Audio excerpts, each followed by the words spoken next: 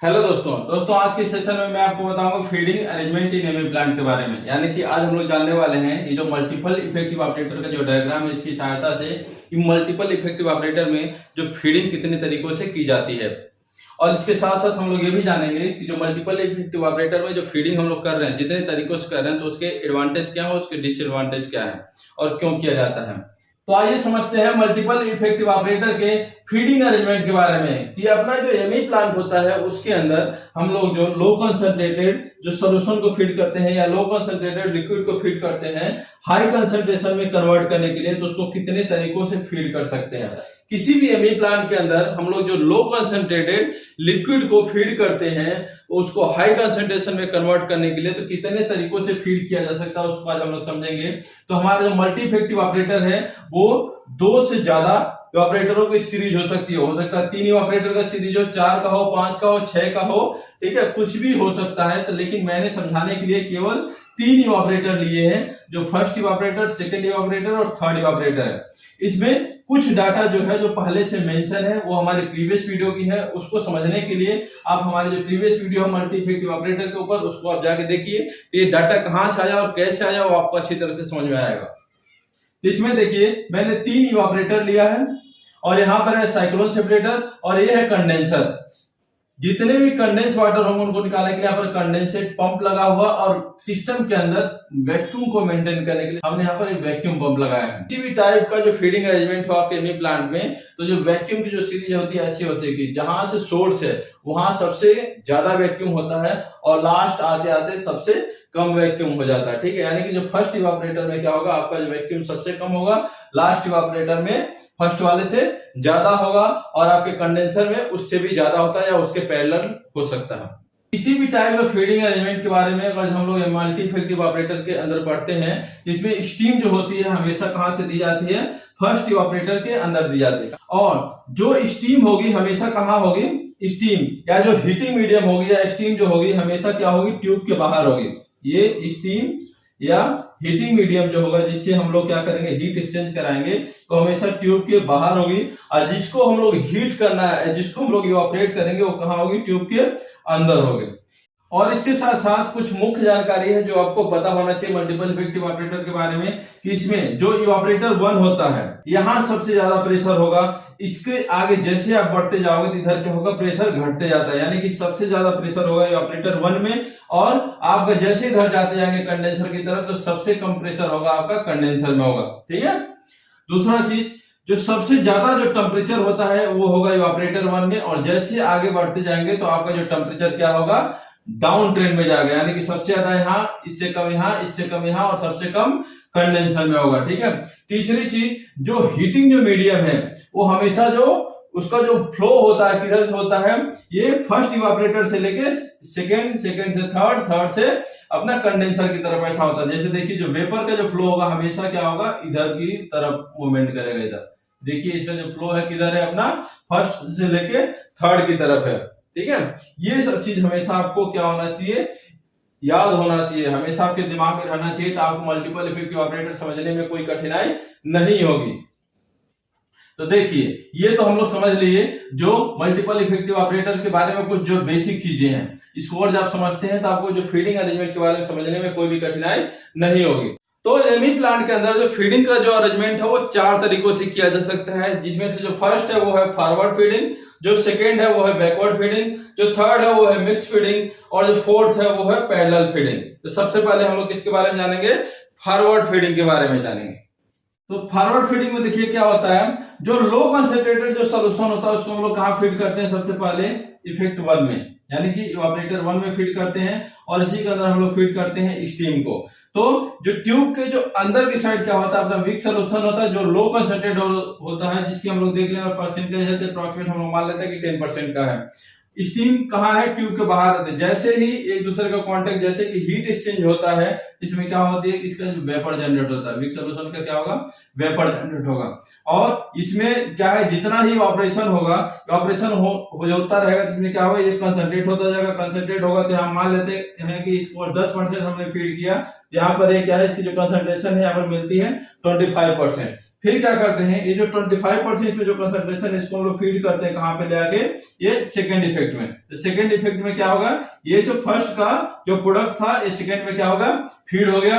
और जो फर्स्ट का जो वेपर था इसको हम लोग सेकंड में हीटिंग के लिए इस्तेमाल करते हैं। तो मान लीजिए कि हमने अभी जो स्टीम इसमें जो फीड किया था 95 डिग्री सेंटीग्रेड का फीड किया था, ठीक है, इतने टेम्परेचर का फीड हुआ था। यहाँ जो वेपर जो जनरेट हो रहा है फर्स्ट का, ये मान लीजिए कि 85 डिग्री सेंटीग्रेड यहाँ का टेम्परेचर है जो वेपर का है। तो यहाँ पर इसमें एनर्जी ज्यादा है तो ये भी हीट एक्सचेंज करा सकता है। तो ये आएगा सेकंड इफेक्ट में हीटिंग के लिए। यहाँ पर हम स्टीम का इस्तेमाल कर रहे थे, सेकंड में हम क्या करेंगे, फर्स्ट का वेपर इस्तेमाल करते हैं। ये आ गया यहाँ पर, और यहाँ से और इस सोल्यूशन के अंदर जैसे हीट का एक्सचेंज होगा तो यहाँ पे भी क्या होता है, ये ऑपरेशन चालू हो जाता है। यहाँ का हम लोग देखते हैं जो वेपर का जो टेम्परेचर मिलता है ये लेते हैं कि 70 डिग्री सेंटीग्रेड मिला, और ये यहाँ जो कंसंट्रेट मिलता है ऑपरेशन के बाद इसको हम लोग देख लेते हैं कि 50% कंसंट्रेशन अपने को यहाँ पे मिलता है। ये जो कंसंट्रेटेड जो मास होता है इसको हम लोग कहाँ फीड करते हैं, फिर से इफेक्ट 3 में। यहाँ का फीड हो गया, और इसको हम लोग हीट करने के लिए जो हीटिंग मीडियम का इस्तेमाल करते हैं, और सेकंड का जो वेपर होता है इसी को हम लोग इस्तेमाल करते हैं हीटिंग मीडियम के लिए। यानी कि ट्यूब के बाहर क्या होगा, अपना जो सेकंड का वेपर होगा, और ट्यूब के अंदर क्या होगा, सेकंड का कंसंट्रेट होगा।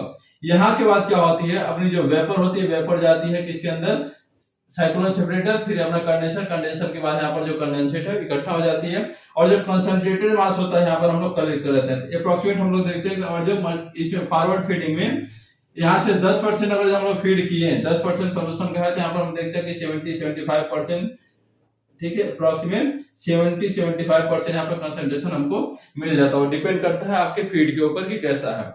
तो फॉरवर्ड फीडिंग में हमेशा एक चीज आप याद रखना कि फॉरवर्ड फीडिंग में जो आपका हीटिंग मीडियम है, जो हीटिंग मीडियम है, और आपका जो वीक सोल्यूशन है, उसका जो फ्लो का जो डायरेक्शन होता है वो एक तरफ ही होता है। जैसे कि हमने देखिए यहां से हमने फीड दिया और यहां से स्टीम दिया, ठीक है, तो जो वेपर है वेपर का भी फ्लो इधर की तरफ है, और जो अपने कंसंट्रेटेड है वो भी क्या है, इधर की तरफ है। फिर यहां से देखिए, यहां से वेपर इधर निकला, फिर कंसंट्रेट इधर निकला, फिर वेपर यहां निकला, कंसंट्रेट को हमने यहां से निकाल लिया। तो जो फ्लो का क्या है, एक दूसरे के क्या है, समानांतर, एक दूसरे के पैरेलल क्या है, आगे फॉरवर्ड करते हैं। इसीलिए इसको बोला जाता है फॉरवर्ड फीडिंग। फॉरवर्ड फीडिंग की अगर हम लोग एडवांटेज की बात करें तो इसमें जो फर्स्ट जो हम लोग फीड करते हैं फर्स्ट इवापोरेटर में, यहाँ पर पंपिंग की जरूरत होती है। इसके बाद फर्स्ट से सेकंड से थर्ड में लाने के लिए पंपिंग की आवश्यकता नहीं होती, क्योंकि फर्स्ट में जो प्रेशर ज्यादा होता है, सेकंड में उससे कम, थर्ड में उससे कम। हाई प्रेशर से लो प्रेशर में ले जाने के लिए हमको पंपिंग की जरूरत नहीं पड़ती है। दूसरा क्या होता है, इसमें जो प्रोडक्ट मिलता है यानी कि जो कंसंट्रेट मिलता है, इसका टेम्परेचर क्या होता है,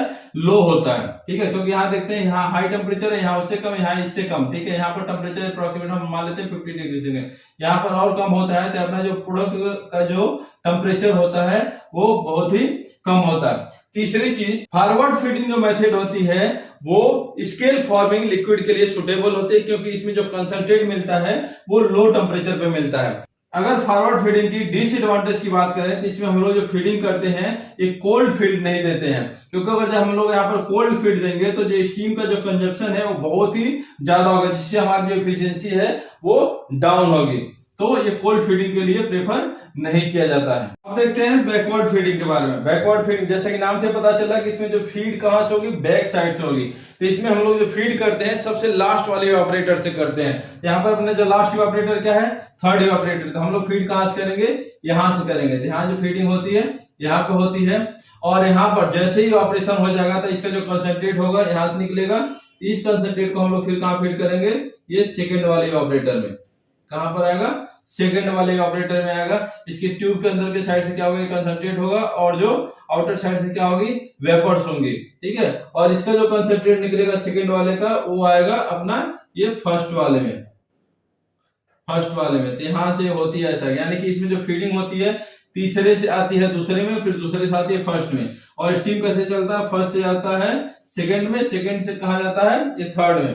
यानी कि फर्स्ट में अगर हम लोग क्या दिए, स्टीम दिए, तो इसका जो वेपर जो जनरेट होगा, इसका जो टेम्परेचर कुछ होगा ये आएगा यहाँ पे, और यहाँ का जो वेपर जो जनरेट होगा वो आएगा थर्ड में, और ये जो वेपर जनरेट होगा इसको हम लोग क्या करेंगे, कंडेंस कर लेंगे। बैकवर्ड फीडिंग की अगर एडवांटेज की बात करें, इसमें जो कोल्ड फीड के लिए इसको सुटेबल माना जाता है, क्योंकि कोल्ड फीड को ऑपरेट करने के लिए जिस हीटिंग मीडियम का हम लोग इस्तेमाल कर रहे हैं वो ऑलरेडी 2 बार हीट ट्रांसफर कर चुका होता है। दूसरा चीज इसमें होता है कि इसमें जो प्रोडक्ट जो निकलता है वो हाई टेम्परेचर पर निकलता है, वो जो कंसंट्रेट है वो हाई टेम्परेचर पर निकलता है। तो जो बैकवर्ड फीडिंग जो अरेंजमेंट होती है वो विस्कस मटेरियल के लिए सुटेबल मानी जाती है। इसकी अगर डिसएडवांटेज की बात करें, इसमें देखिए यहाँ पर जो इफेक्ट जो 3 में, जो तीसरे वाले ऑपरेटर में क्या है, यहाँ पर प्रेशर कम, यहाँ पर प्रेशर और ज्यादा, और फर्स्ट वाले ऑपरेटर में क्या होती है, सबसे ज्यादा प्रेशर होती है। तो इधर से मतलब तीसरे से पहले वाले इफेक्ट में हमको अगर जो फ्लूइड का मूवमेंट कराना है तो इधर लो प्रेशर से हाई प्रेशर में लाने के लिए क्या होता है, पंपिंग की रिक्वायरमेंट होती है। तो ये होती है इसकी एक डिसएडवांटेज। अब बात करते हैं मिक्स फीड अरेंजमेंट के बारे में। मिक्स फीड में जैसे कि नाम से पता चल रहा है कि मिक्स मतलब कि इसमें जो अरेंजमेंट होगा ऐसा कि इसमें फॉरवर्ड फीडिंग भी होगी और बैकवर्ड फीडिंग भी होगी। देखिए कैसे होता है, इसको बताता हूं। तो ऐसा जिस भी मल्टी इफेक्टिव ऑपरेटर में अरेंजमेंट होता है तो उसमें हम जो फीड करते हैं वो बीच वाले ऑपरेटर में करते हैं। तो यहाँ पर देखिए हम जो फीडिंग करेंगे कहां से करेंगे, यहां से करेंगे, सेकंड वाले ऑपरेटर में यहां से हम फीडिंग करेंगे, यहां से फीड हम देंगे। और इसका जो वेपर होगा, वेपर हमेशा कहां ट्रेवल करेगा, ये आएगा यहाँ पे, और जो कंसंट्रेट होगा, कंसंट्रेट कहां आएगा, यहाँ आएगा। इस कंसंट्रेट को फिर हम कहां फीड करेंगे, ये थर्ड वाले में फीड करेंगे। फिर थर्ड का जो कंसंट्रेट होगा उस कंसंट्रेट को हम क्या फीड करते हैं, अब सीधे फर्स्ट वाले में। ठीक है, तो अपना जो फाइनल जो प्रोडक्ट मिलता है, जो कंसंट्रेट मिलता है वो मिलता है फर्स्ट वाले इवापोरेटर से। और जो वेपर की जो साइकिल होती है ऐसी होती है कि फर्स्ट से सेकंड में और सेकंड से थर्ड में। इसमें देखिए इसमें मिक्स फीड इसको क्यों बोला गया कि हम लोग देखिए यहाँ पर हम लोग अभी क्या अरेंजमेंट किए थे, सेकंड से थर्ड में गए थे, क्या है फॉरवर्ड फीड हुआ, सेकंड से थर्ड में गए। और जो बैकवर्ड क्या हो गया कि हम लोग ये लास्ट से कहां पर आए, फिर फर्स्ट में आए। ये फॉरवर्ड और बैकवर्ड इसमें दोनों अरेंजमेंट हो गए, इसलिए इसको बोला जाता है मिक्स फीड अरेंजमेंट। इसमें देखिए सेकंड से थर्ड में ले जाने के लिए हमको पंपिंग की रिक्वायरमेंट नहीं होती, क्योंकि हाई प्रेशर है, हाई प्रेशर से लो प्रेशर में ले जाने के लिए पंपिंग की रिक्वायरमेंट नहीं होती है। इसमें थर्ड में देखिए प्रेशर क्या है, कम है, और फर्स्ट में उसकी तुलना में क्या है, प्रेशर ज्यादा है। तो थर्ड से फर्स्ट में लाने के लिए हमको पंपिंग की रिक्वायरमेंट होती है। मिक्स फीड इवापोरेटर में जो प्रोडक्ट जो मिलता है, जो कंसंट्रेट अपना जो मिलेगा, उसका हाई टेम्परेचर होने के कारण इसकी जो विस्कोसिटी होती है वो कम मिलती है। अब जानते हैं पैरेलल फीड के बारे में। पैरेलल फीड क्या होती है, पैरेलल फीड में क्या होती है, इसमें जिस भी मिक्स सॉल्यूशन को हमको क्या कंसंट्रेट करना होता है उसको सभी ऑपरेटर के अंदर क्या कर दिया जाता है, फीड कर दिया जाता है। यानी कि इसको हम लोग यहाँ पर भी फीड करेंगे, सेकंड में भी फीड करेंगे और थर्ड में भी फीड करेंगे। ठीक है, और यहाँ पर फर्स्ट वाले में हम स्टीम देते हैं। जैसे ही ऑपरेशन होगा फर्स्ट का, तो जो फर्स्ट का जो वेपर होगा इसको सेकंड में हम देंगे, सेकंड का जो वेपर होगा वो थर्ड में आएगा हीटिंग के लिए। और जो भी कंसंट्रेट होती है, कंसंट्रेट को हम लोग यहाँ से सभी ऑपरेटर के नीचे से क्या होती है, निकाल लेते हैं। तो यहाँ पर देखिए यहाँ जो फर्स्ट में फीड दिए तो इसका कंसंट्रेट हम यहाँ पर भी निकाल लेते हैं, सेकंड में भी फीड दिए तो सेकंड में भी क्या होती है, हम लोग कंसंट्रेट यहाँ से निकाल लेते हैं, और थर्ड में भी क्या होती है, निकाल लेते हैं। इसको पैरेलल फीड ऑपरेटर इसलिए कहते हैं क्योंकि जितने भी ऑपरेटर हैं देखिए इसमें हम लोग पैरेलल ही फीड कर रहे हैं, क्योंकि इसमें भी किया, इसमें भी किया, इसमें भी किया। Parallel feed arrangement multi effective operator के अंदर तभी करते हैं जब हमको लो कंसंट्रेटेड सॉल्यूशन को कंसंट्रेट तो करना है लेकिन बहुत ज्यादा कंसंट्रेशन की जब जरूरत नहीं होती है, तब इस मेथड का उपयोग किया जाता है। तो इस सेशन में आपने जाना कि मल्टीपल इफेक्टिव ऑपरेटर के अंदर जो फीडिंग अरेंजमेंट है कितने तरीकों से किया जा सकता है। इसको दूसरे तरीके से भी पूछा जाता है कि टाइप्स ऑफ हेमी प्लांट। टाइप्स ऑफ हेमी प्लांट कुछ और नहीं है, जो फीडिंग अरेंजमेंट अपना जितने तरीके से होती है उतने तरह का अपना जो हेमी प्लांट होता है। जैसे कि अगर कोई पूछे टाइप्स ऑफ हेमी प्लांट कितने तरह का होता है, इसकी टाइप को बताएं, तो आप बता सकते हो forward feeding, backward feeding, mix feeding और पैरेलल फीडिंग। ये बेस्ड है इसके फीडिंग अरेंजमेंट के ऊपर। तो दोस्तों अगर ये सेशन आपको अच्छा लगा हो और आपको इससे कुछ जानकारी प्राप्त हुई हो तो आप इस चैनल को सब्सक्राइब कर दीजिए, बेल आइकन को एक्टिवेट कर दीजिए। आगे आने वाले सेशन में मैं आपको बताऊंगा कि यहाँ से जो कंसंट्रेट निकला कि कंसंट्रेट को कैसे पाउडर फॉर्म में कन्वर्ट किया जाता है, उसके अंदर से मॉइस्चर को कैसे रिमूव किया जाता है। तो आज के सेशन में बस इतना ही, मिलते हैं नेक्स्ट वीडियो में नेक्स्ट टॉपिक के साथ। धन्यवाद दोस्तों।